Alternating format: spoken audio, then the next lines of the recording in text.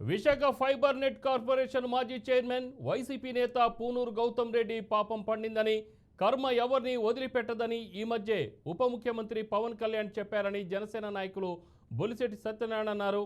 అలాగని ఎవరి కర్మకు వారిని వదిలేయకూడదంటూ గండూరి ఉమామేశ్వర శాస్త్రి గారిలా మనం చేయాల్సిన పని మనం నిర్భయంగా చేయాలని కార్యకర్తలకు ఆయన సూచించారు.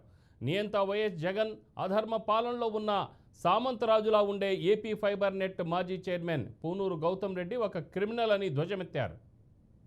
పెట్టదని చెప్పి పవన్ కళ్యాణ్ గారు పదే పదే చెప్తుంటారు. బ్రో సినిమాలో చెప్పినట్టు టైం. పూనూరు గౌతమ్ రెడ్డి గారు మాజీ సైబర్ నెట్ కార్పొరేషన్ చైర్మన్. ఆయన అరాచకాలు కంసుడి పాపాలలాగా విపరీతంగా ఉన్నాయి. ఆయన బ్రాహ్మణ కుటుంబాల నుంచి ఆస్తులు కబ్జా చేసి లాక్కున్నాడు. ఒక బ్రాహ్మణ కుటుంబం నుంచి లాక్కోవడానికి ప్రయత్నించినప్పుడు ఆవిడ పేరు విజయలక్ష్మి, గండూరి విజయలక్ష్మి గారు.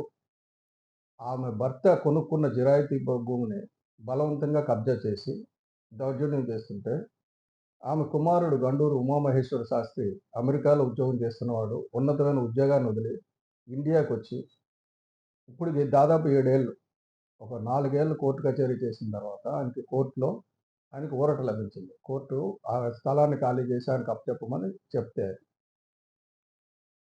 అప్పటి కమిషనర్లు, కలెక్టర్లు కూడా డిమాలిషన్ ఆర్డర్ వేసి ఆర్డర్ చేతికిచ్చి మనుషుల్ని ఇచ్చి పంపిస్తే ఆ యంత్రాలు వెనుదిరిగాయి.